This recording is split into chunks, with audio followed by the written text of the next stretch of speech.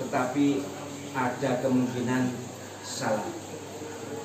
Dan pendapat mereka yang berbeda dengan kami adalah salah menurut kami, tapi justru ada kemungkinan mereka yang benar.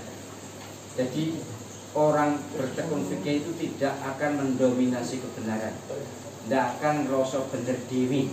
Rasa bener boleh, tapi nenek dewi ini itu masalah. Jadi semua yang bertekun di bidang fikih harus menyadari bahwa kebenaran bisa dibagi dengan siapapun dan berapapun. Lain kalau kebenaran filsafat itu kebenaran tunggal. Kalau ini benar, yang lain salah. Itu pasti itu. Yang benar hanya satu kalau filsafat. Tapi kalau fikih banyak. Nanti bisa saya terangkan betapa variasinya pendapat-pendapat dalam hal fikih. Tidak kalah penting untuk masalah fikih kalau terkait dengan ibadah, kata kuncinya adalah an-niyah wa ta'ah. Niat dan taat. Wes nek ibadah itu wes. Niatnya harus ikhlas lillahi ta'ala, taat ya prosedurnya, cara-caranya harus sesuai dengan tuntunan Nabi SAW dan juga bimbingan para ulama. Kalau masalah muamalah, kata kuncinya adalah al-aqdu wal maslahah. Akad atau transaksi dan kemaslahatan. Sehingga kita tidak usah terlalu menggebu-gebu merasa benar sendiri dan yang lain salah. Kalau soal masalah muamalah, bahkan Syekh Izzuddin bin Abdus Salam, Syafi'i as-Shaghir atau Syafi'i kecil, orang yang sangat alim tingkat Imam Syafi'i tapi mazhabnya ikut Imam Syafi'i, bahkan plus tasawuf ya. Al-Aziz itu Syekh Izzuddin bin Abdus Salam itu menyatakan bahwa kalau sudah bicara muamalah, jangan pikir masalah Tuhan. Allah SWT tidak butuh kita pikirkan, tidak butuh kemaslahatan kita. Pikirkanlah kemaslahatan manusia, kemaslahatan kaum muslimin. Itu kaitannya dengan muamalah. Sehingga dalam hal fikih sungguh longgar, luas, dan orang yang bertekun di fikih tentu harus lapang dada, dingin kepala, murah senyum, agar awet urip, tetap sehat, tidak gampang sakit. Nabi SAW bersabda dalam hadis yang sangat populer, maknanya adalah jika ada pilihan dalam hal syariat, maka pilihlah yang mudah. Mengapa? Yuridullahu bikumul yusra wala yuridu bikumul usra. Allah SWT menghendaki yang mudah dan tidak menghendaki yang sulit. Sebenarnya yuridullahu bikumul yusra saja sudah cukup, tapi dipertegas wala yuridu bikumul usra, dan tidak menghendaki yang susah, tidak menghendaki yang sulit. Dan ayat semacam semakna ini banyak sekali dalam Al-Quran.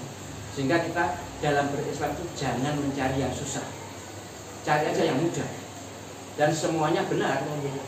Baik, itu kata kunci atau matra-matra penting yang harus kita sadari sebagai orang yang akan belajar fikih, atau orang yang sedang belajar fikih, atau orang yang bertekun di bidang fikih. Terkait dengan Ramadan, tentu yang pertama dan utama kita ingatkan pada diri kita semuanya adalah Ramadan ini adalah bulan detoksifikasi, bulan pengeluaran racun. Ya, detoksifikasi istilah dokter, tapi saya gunakan istilah syariat juga. Detoksifikasi dosa, detoksifikasi hati, racun hati, detoksifikasi penyakit diri. Benar.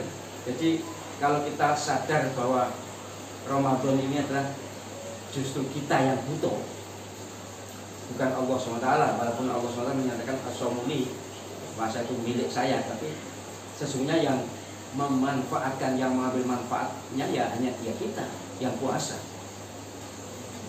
Dosa-dosa diampuni,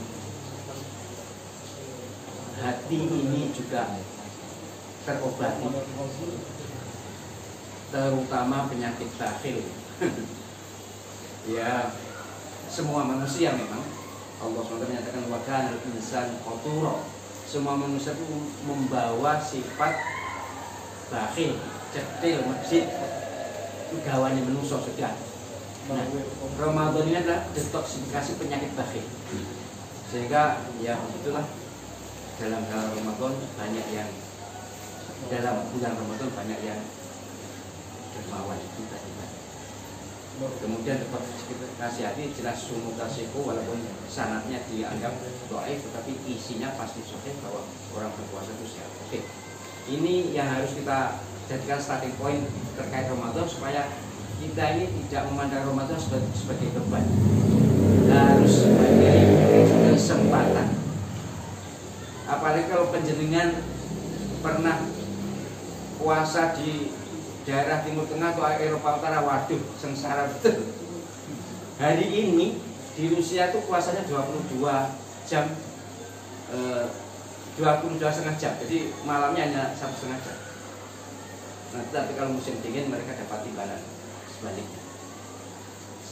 Di Arab saya beberapa tahun puasa di sana itu paling cepat itu 15 jam. Ketika musim panas, kebetulan pas musim panas.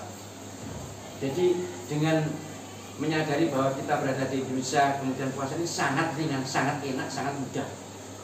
Pahalanya sama.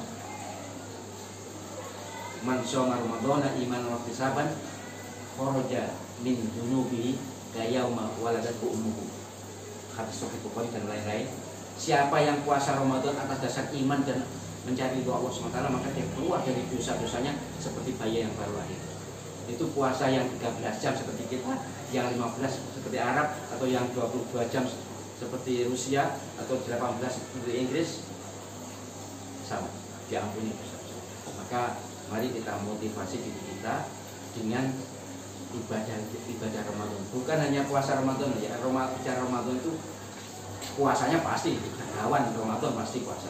Tapi ibadah-ibadahnya itu yang paling menyolok adalah tarawih. Tarawih di Indonesia ini tiap tahun dulu tapi sekarang alhamdulillah sudah tidak seberapa. Mesti berdebat soal berapa rakaat tarawih. Padahal di Arab saya keluyuran di negara Arab manapun tarawih itu ya 20. Di Mekah, Madinah ya 20. Ada pernah di Riyadh itu 8 tapi ternyata yang tarawih orang Indonesia, TKI. Jadi kalau orang Arab asli nggak ada tarawih.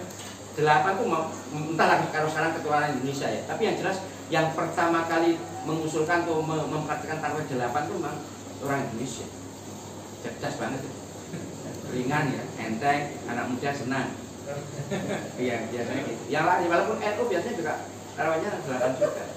Sekarang kalau enggak. Tapi di Afrika Utara bahkan banyak yang 36 karena mereka madzhab Maliki. 36 plus 3 berarti 109. Di Yaman 100 rakaat plus 3, jadi jam 8 sore itu sampai jam 2 katanya sampai jam 3. Kira-kira kalau orang Indonesia tarawih pisannya kapok, bahkan tidak tutup ya, tidak tutup, pisan tidak tutup. Saya hanya ingin mengatakan bahwa Nabi SAW tidak membatasi rakaat tarawih. Beliau hanya bersabda dalam hadis yang sangat populer, sholatul lail masna. Memang yang dilaksanakan diketahui sahabat itu ada 4 rakaat. Itu pun hanya 3 hari dan itu bukan sholat tarawih. Mohon maaf. Kalau bicara sholat tarawih sejarahnya bukan dari situ. Sejarah sholat tarawih itu dari Sayyidina Umar. Semua mazhab 4 itu sepakat. Kurang pinter apa sih mazhab 4 itu? Imam Abu Hanifah, Imam Malik, Imam Syafi'i, Imam Ahmad itu sepakat bahwa yang kalau disebut tarawih itu ya 20 rakaat.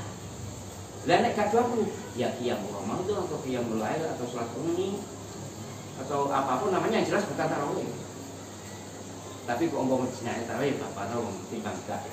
Jadi menurut saya ya ini fikih. Jadi secara fikih salat tarawih itu di seluruh negara Arab yang pernah saya tahu adalah 20 rakaat. Dan itu bermula dari sejarah rintisan tarawih Sayyidina Umar. Dan saya yakin Sayyidina Umar lebih ngerti hadis, lebih ngerti Nabi dibanding kita. Wes gak usah keminter bos.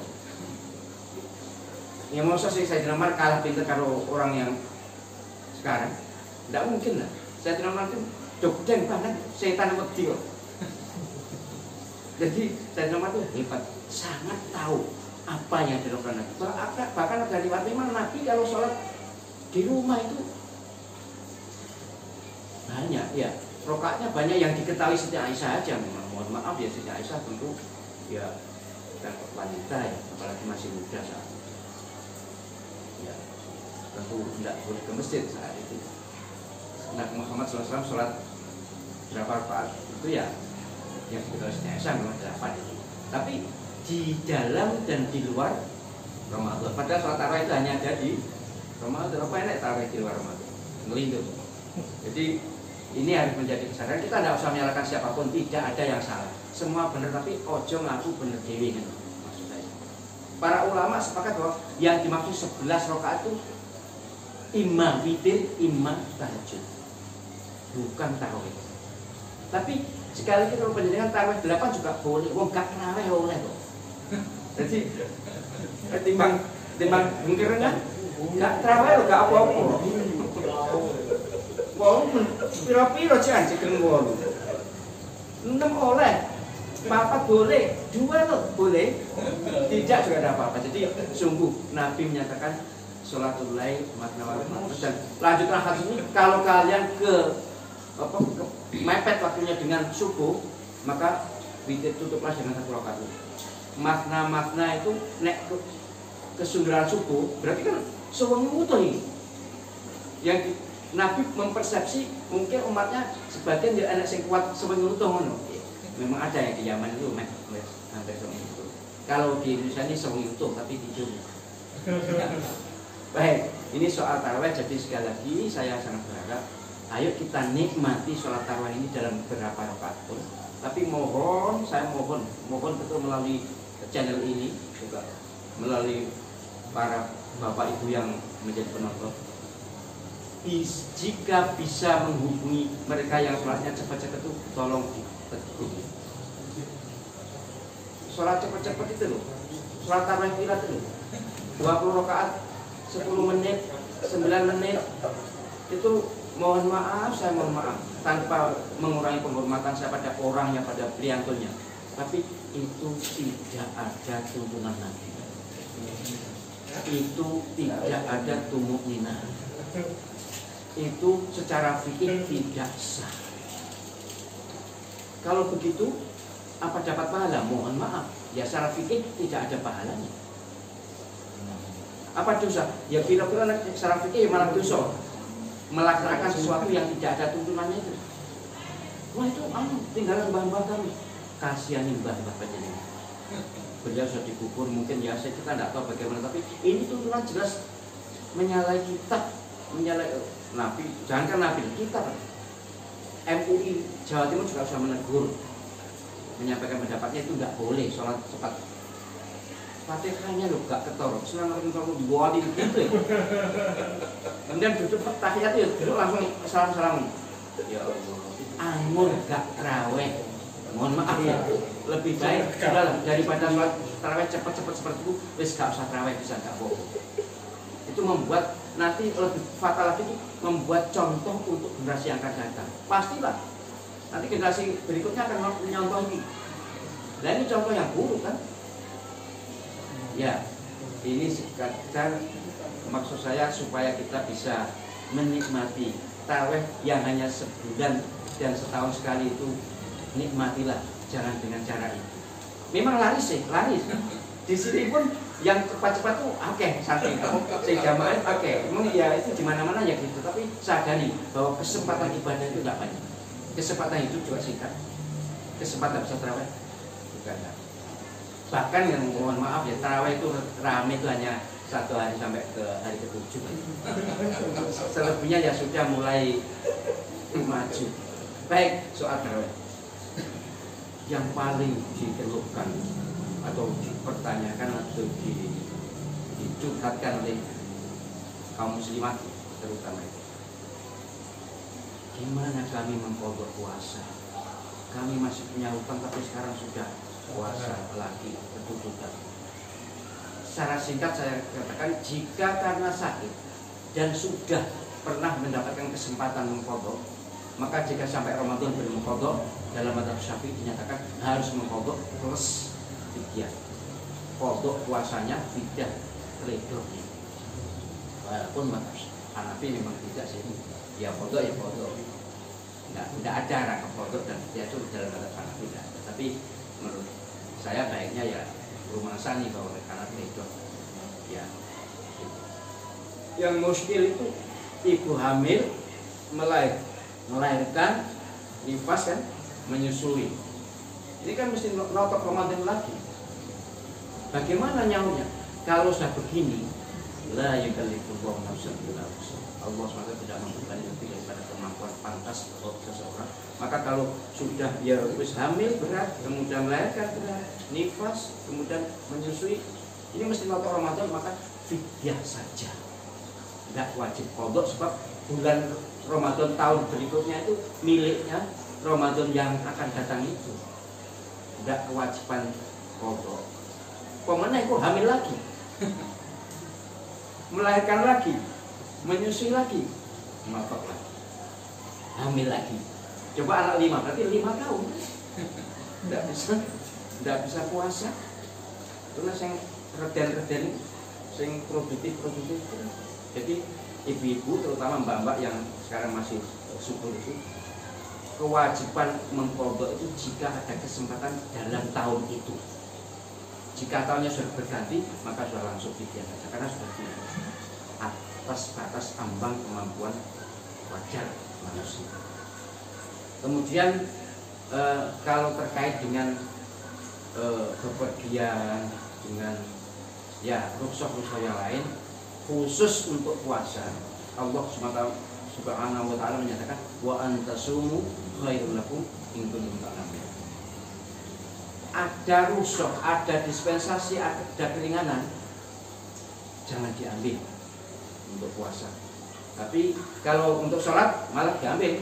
Nabi SAW menyatakan sedaqatun tasaddaqallahu biha faqbalu sadaqatahu. Kalau ada keringanan sholat berpergian misalnya, jangan kemiliki gak kosor, gak jamak. Kalau Nabi menganjurkan itu sedekahnya Allah, terimalah sedekah Allah, jangan engkres. Oh aku sehat, aku gak usah jamak, gak usah kosor. Itu namanya kemelinti. Kalau sholat diambil, kalau ada kesempatan mengkosor ambil, kalau ada kesempatan jamak ambil.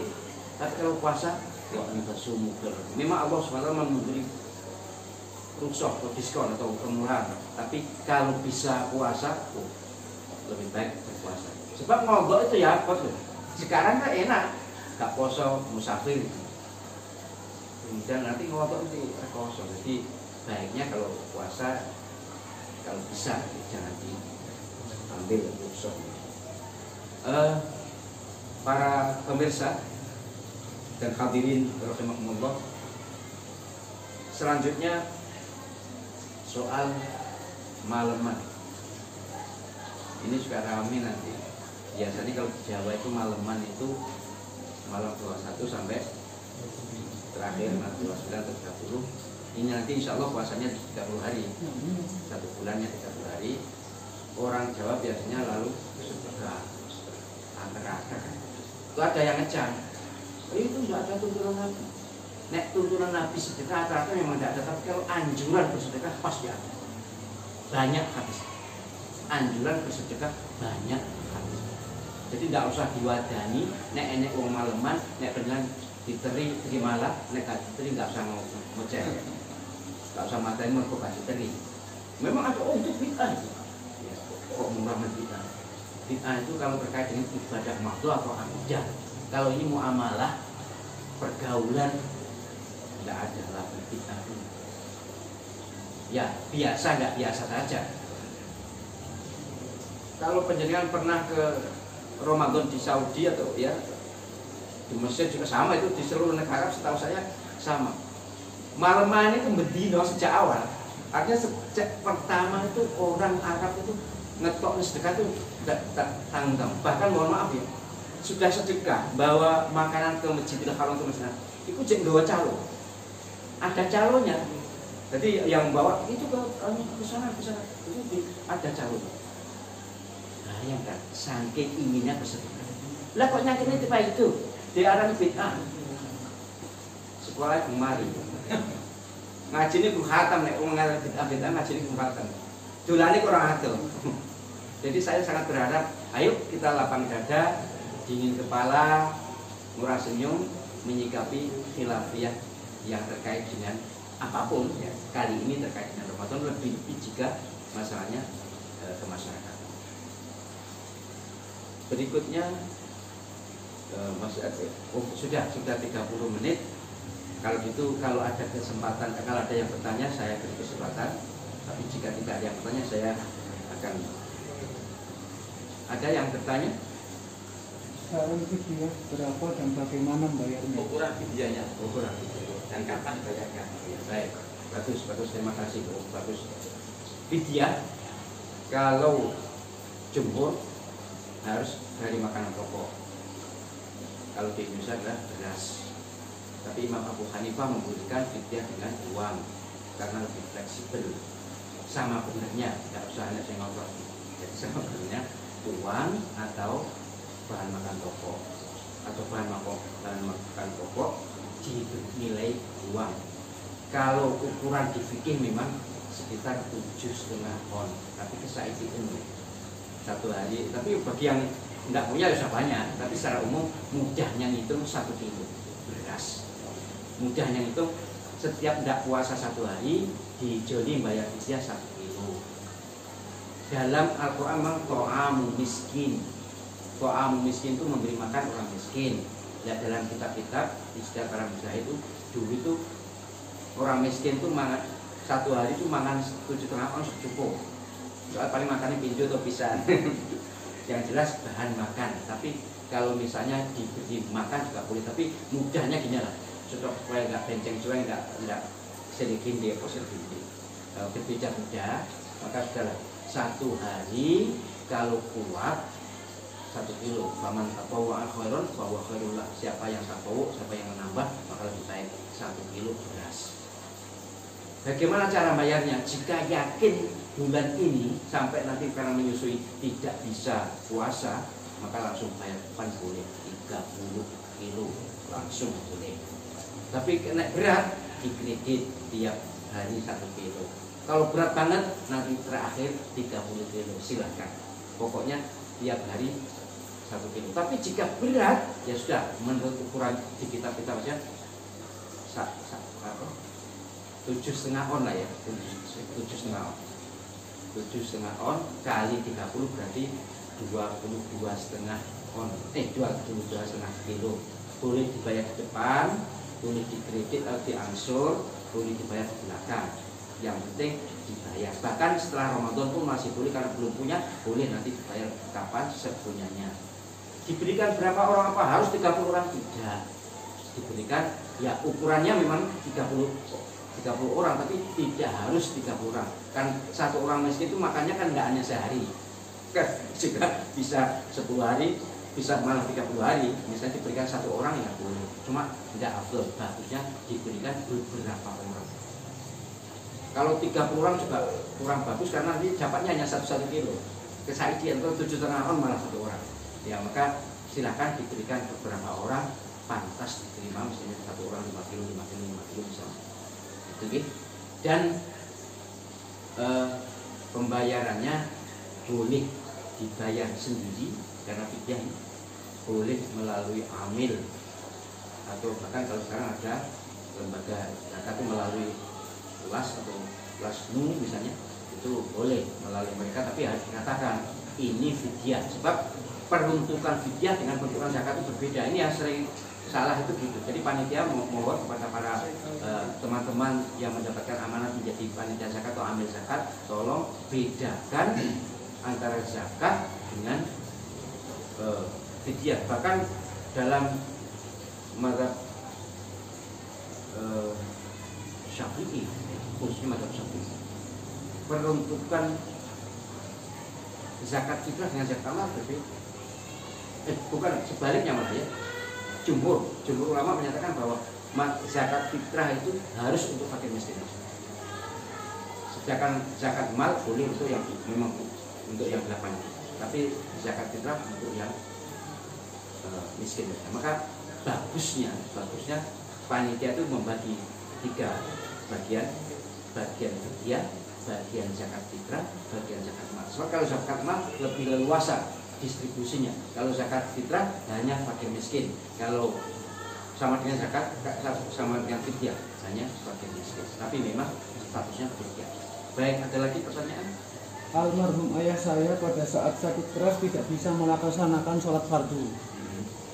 Bagaimana sholat beliau saat itu? Apakah diganti oleh ahli warisnya atau dibayar dengan fidyah? Pada saat itu ayah saya sakit selama 5 bulan. Terima kasih bro. Dari Norma. Sholat berbeda dengan puasa. Sholat tidak ada gantinya, tidak ada fidyahnya. Jadi sudah saya bahas di disertasi ya masalah sholat. Jadi sholat itu selagi masih punya akal, masih punya kesadaran, wajib sholat semampunya, sebisanya. Semampunya, sebisanya. Kalau masih punya kesadaran. Tapi kalau sudah tidak sadar, walaupun sehat, kalau tidak sadar tidak wajib. Kalau tidak sadar. Jadi sesakit apapun mohon maaf ya, tetap berkewajiban sholat sendiri, sebisanya, semampunya, sehadap-hadapnya. Tayamum ya sebisanya, semampunya. Sholatnya karena rumah sakit juga tidak selalu memfasilitasi hadap kiblat, maka ya sudah sehadap-hadap. Tayamum di tempat tidur bisa, di jamak zuhur, asar, maghrib, isya. Tapi tidak perlu dikosor, karena kosor itu hanya khusus untuk orang pergi. Kosor itu hanya khusus untuk orang yang bepergian dan orang yang sedang ihram haji. Ihram haji itu maksudnya di wukuf di Arafah dan di Muzdalifah. Nah, apakah saudaranya atau keluarganya atau ahli waris wajib mengqadha ijab? Tidak usah, tidak ada tuntunannya. Mohon maaf ya, mohon maaf. Kalau ada yang berbeda ya kita sama-sama ya boleh merasa benar. Tapi saya tidak menemukan dasar hadis atau pendapat ulama. Jadi sekali lagi sudah saya semua di disertasi, berarti sudah bahasan intelektual akademis kelas tinggi. Jadi tidak usah diqadha'i oleh keluarga. Nah bagaimana? Mohonkan ampun, doakan aja sebanyak-banyaknya. Lebih bagus jika punya harta waris atau punya harta tinggalan atau penjenengan punya harta untuk disedekahkan, silakan sedekahkan atas nama ayah. Itu yes banget, dalilnya sangat banyak, sangat kuat, dan nyampe seluruh ulama sepakat sedekah untuk atas nama orang yang meninggal.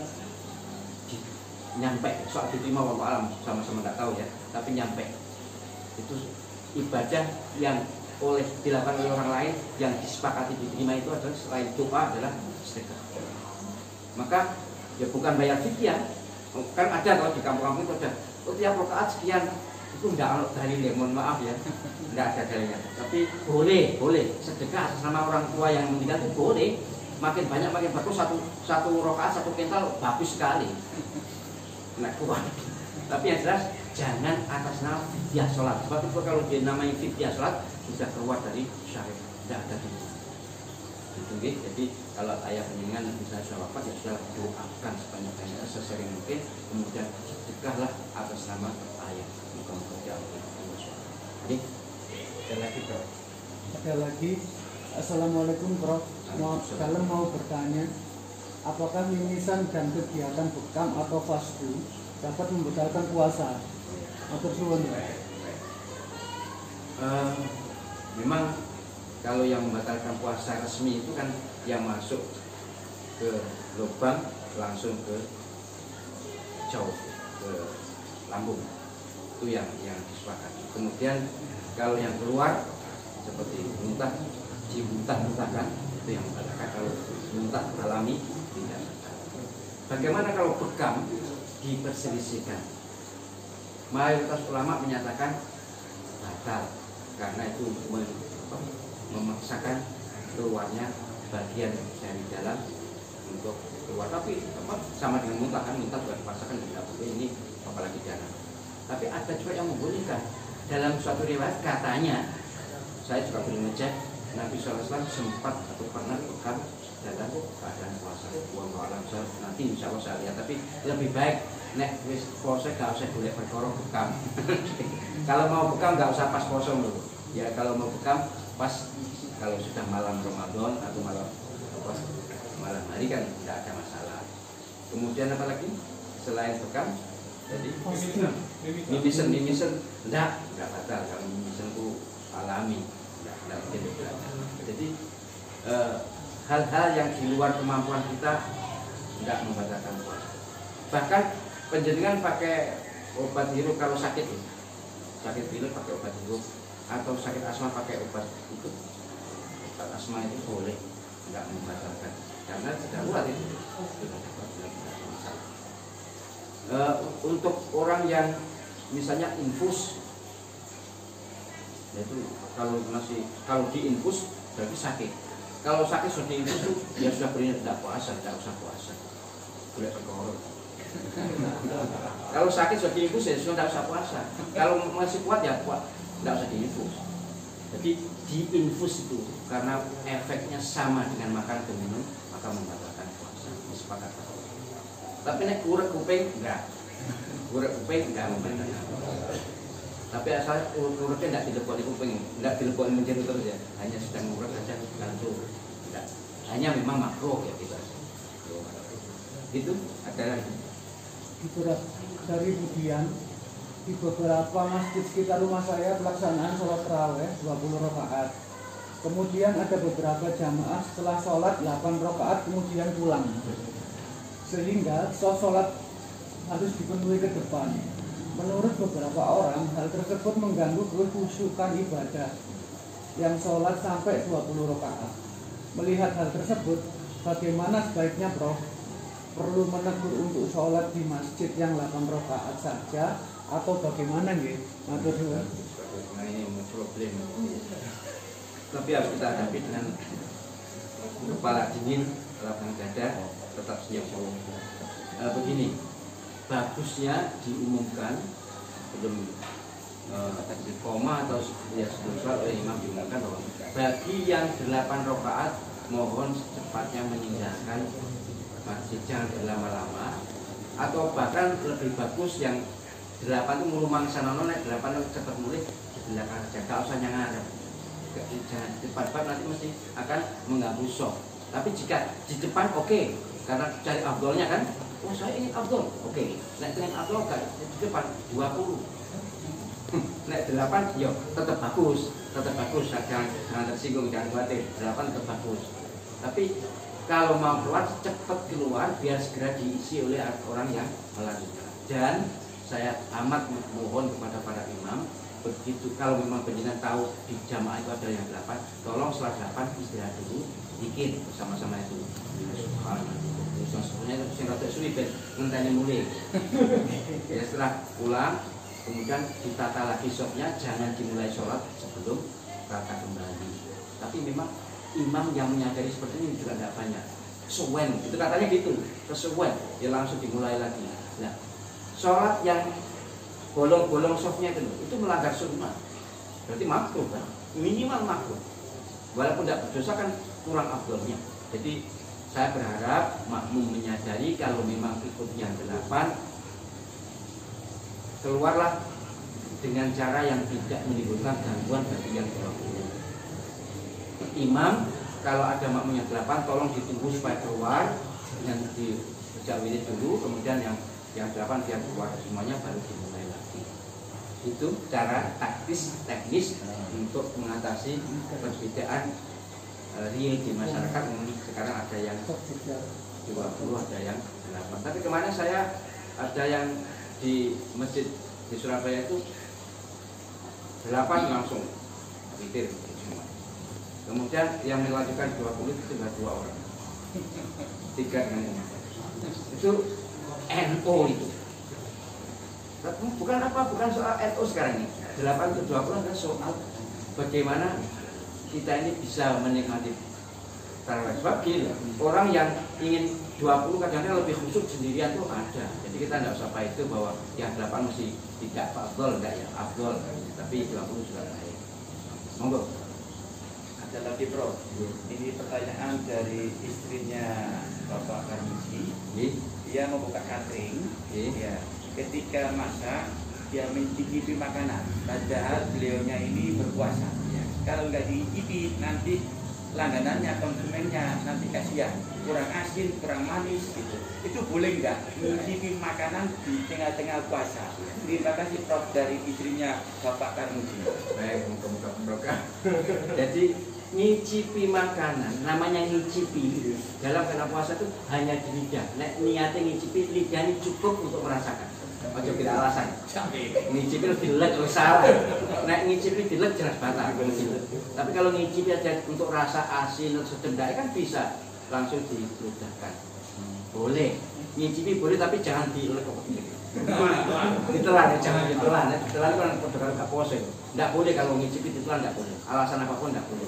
Tapi kalau ngicipi aja, kan perasa itu lidah ini, yang asin di lidah ini. Kalau asin yang tenggorokan jerukan nggak ono. Nah, ini sama dengan ada yang bertanya aneh, tak sambung pengiling. Bagaimana hukumnya nelan lidah? Ludah, nelan lidah, nelan ludah. Ludah nggak ditelan diapa nih? Tidak terus. Dia ngetek, dehidrasi. Jadi ludah itu asal masih asli ludah keluar kemudian ditelan, tidak apa-apa. Kecuali keluar campur liak dan itu tidak boleh ditelan.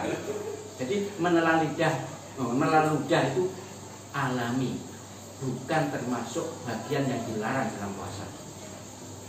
Ludah ya, bukan liak.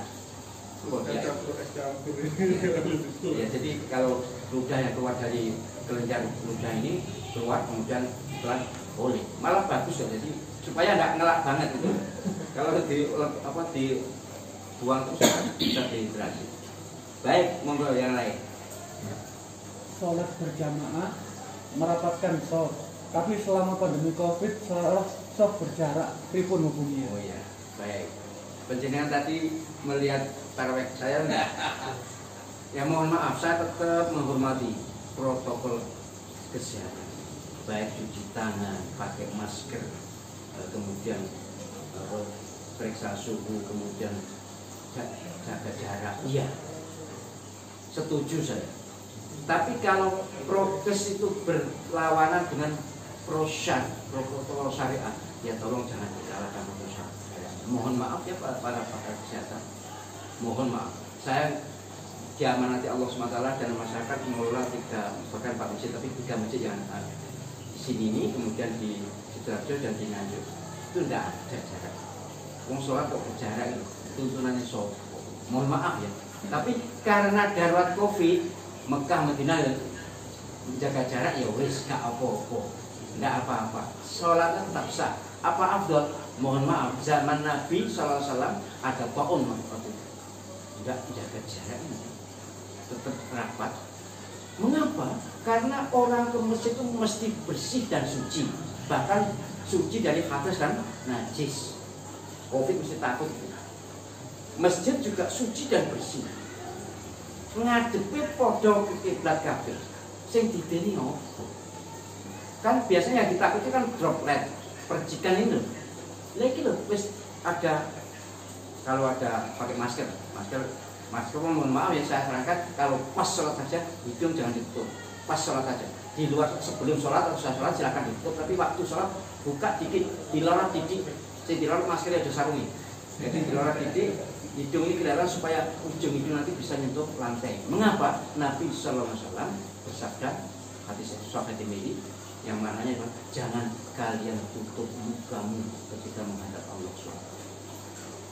Jadi nutup ini boleh sekarang di luar sholat, tapi kalau sholat dikit ujung-ujung kelihatan. Nah katanya ini biar tidak kena penyakit, adalah percaya pada Allah SWT. Pasti yang membuat Covid Allah SWT yang berbahaya atau tidak berbahaya Allah.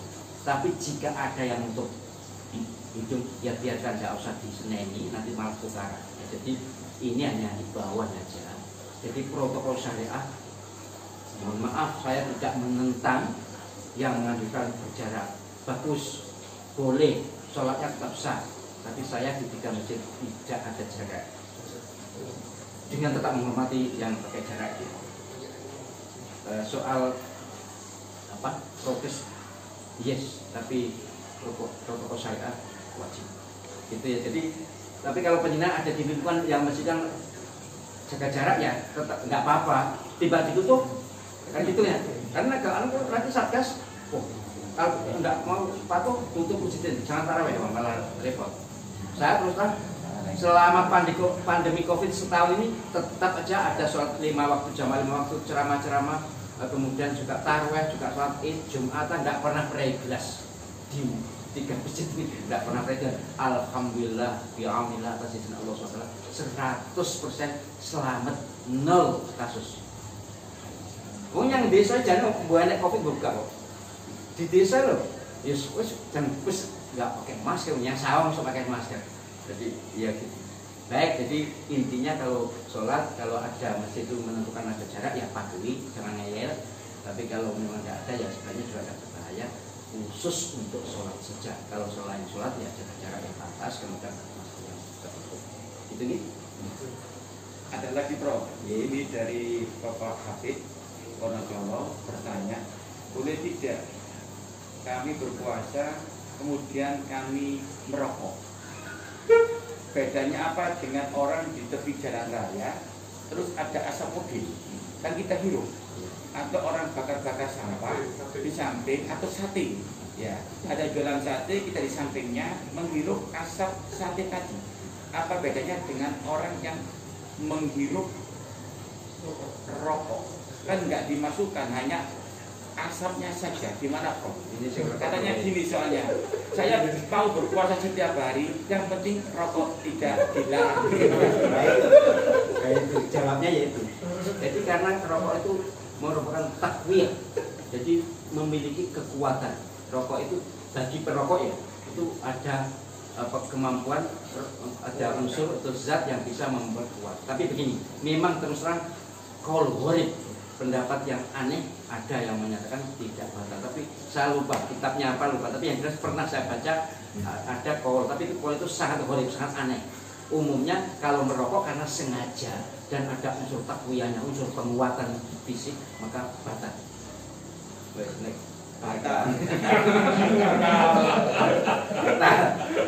Nah, lain kalau asap kan nggak marki, nggak menguatkan, malah nyumpeki. Sate Prof, Sate juga nggak marki, hanya asapnya aja. Andai kata sengaja nyedot apa, mengisap apa ini asap sate, nggak batal. Sengaja menyedot, mengapa? Karena nggak takwiyah. Kalau sisa ya, sisa atau rokok sama. Sisa itu yang pakai selang itu diarahkan rokoknya. Jadi ijma ulama atau mayoritas jumhur, hampir seluruhnya ulama di dunia ini menyatakan bahwa merokok atau tadkhin itu membatalkan puasa. Gitu ya. Memang aneh ya, tapi nyata. Ada lagi Bro, suntik KB atau vaksin waktu puasa bagaimana hukumnya? Oh ya, kalau suntik karena melakukan apa sesuatu tidak langsung ke lubang jauh, lubang lambung, dan juga tidak menimbulkan kekuatan, apalagi jika itu diperlukan al-hajat tanzilu manzilatul darurah, kebutuhan itu memiliki posisi darurat, maka boleh. Kalau suntik saja, kalau suntik. Tapi kalau spiral, pasang spiral tidak boleh. KB pasang spiral tidak boleh karena itu masuk. Tapi kalau suntik kan tidak melalui lubang, ya suntik biasa itu. Apalagi kalau sakit jelas boleh, tidak apa-apa. Suntik KB cuma jika memungkinkan ada klinik bukanya malam supaya tidak ragu. Tapi sesungguhnya suntik dengan segala jenisnya tidak batal. Sama dengan nangis kan diusulkan batal. Nangis kok batal? Tidak, nangis nggak batal kecuali nangis kemudian kotor selalu dihirup, disedot itu lain lagi. Tapi secara umum nangis itu tidak. Monggo kalau masih ada waktu sedikit. Ada lain Prof, Pak Prof, bersin itu kotor atau najis? Oh, bersin. Bersin. Ya. najis tidak, umbel juga tidak najis, walaupun bilangnya tapi tidak najis, tapi penyakit. Jadi itu makanya kalau bersin baiknya ditutup. Cuma era COVID ini menutupnya bukan dengan tangan tapi dengan siku. Mengapa dengan siku? Supaya tidak nyentuh muka. Kalau dengan tangan kan lala ini lupa belum dibersihkan nyentuh muka, katanya nanti kaitan dengan COVID. Maka saya bukan ahli kesehatan tapi saya pikir itu benar juga. Jadi kalau nutup waktu bersin di era COVID ini adalah dengan siku begini atau siku begini mulai tangan. Itu penyakit yang jelas, keluar penyakit. Maka tapi nikmat banget ya. Maka alhamdulillah itu dianjurkan medis. Tetapi tidak najis. Umbel pun tidak najis, ingus itu tidak najis. Terakhir mungkin? Ya, terakhir ini dari Bapak Faiz, pelatih renang. Oh ya. Jadi dia itu pelatih renang. Kalau tidak melatih, mohon maaf, income-nya ini berkurang. Padahal ini bulan puasa. Padahal rata-rata yang dilatih ini adalah anak-anak yang sudah wajib melakukan puasa. Boleh enggak renang ya, di siang hari? Jadi merupakan pekerjaan setiap hari. Terima kasih, Bro. Asal tidak modus ya.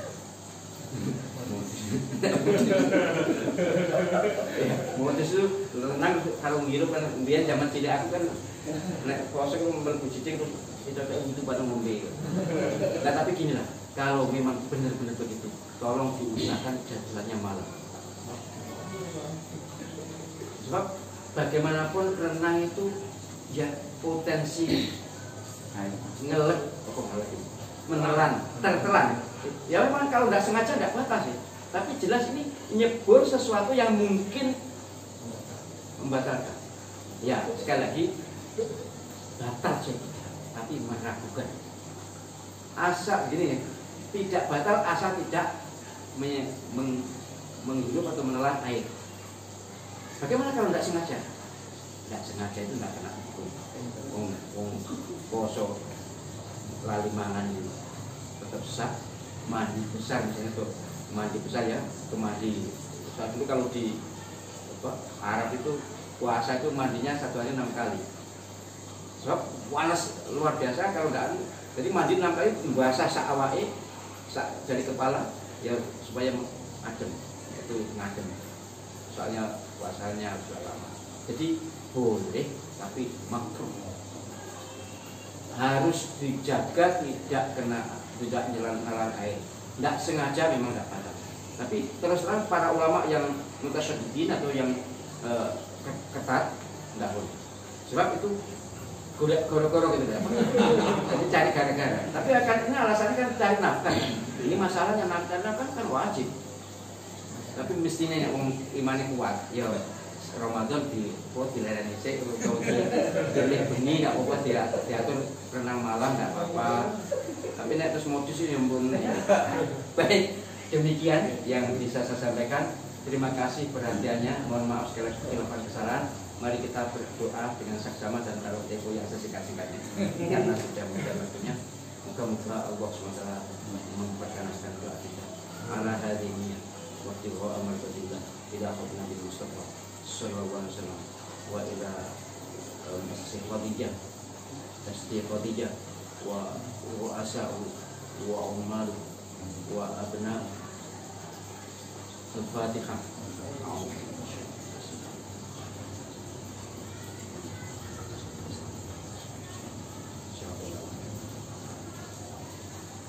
Bismillahirrahmanirrahim. Allahumma shalli ala sayyidina Muhammad wa ala alihi ajma'in. Rabbana ighfir lana dhunubana wa liwalidina warhamhum kama rabbawna shighara wa li ashabil huquqil wajibati 'alaina wa li jami'il mu'minina wal mu'minat wal muslimina wal muslimat al ahya'i minhum wal amwat. Allahumma innaka 'afuwwun karimun tuhibbul 'afwa fa'fu 'anna ya karim. Allahumma barik lana fi Ramadan. Allahumma barik lana fi Ramadan. Allahumma barik lana fi Ramadan. Allahumma barik lana fi umrina wa barik lana fi rizqina wa barik lana fi ilmina wa barik lana fi dhurriyyatina ya Wahhab ya Razzaq ya Fattah ya Alim ya Rahmin. Rabbana atina fid dunya hasanah wa fil akhirati hasanah wa qina adzabannar wa qina adzabannar. Wa sallallahu ala sayyidina Muhammad wa ala alihi wasallam. Walhamdulillahi rabbil alamin. Al-Fatihah.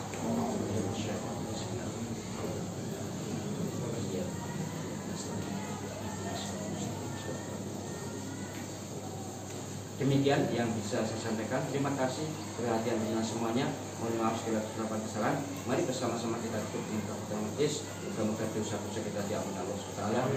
Bismillahirrahmanirrahim. Subhanallah wa bihamdihi asyhadu an la ilaha illa anta astaghfiruka wa atubu ilaik. Sekali lagi mohon maaf. Wallahu muwaffiq ila aqwamit thoriq.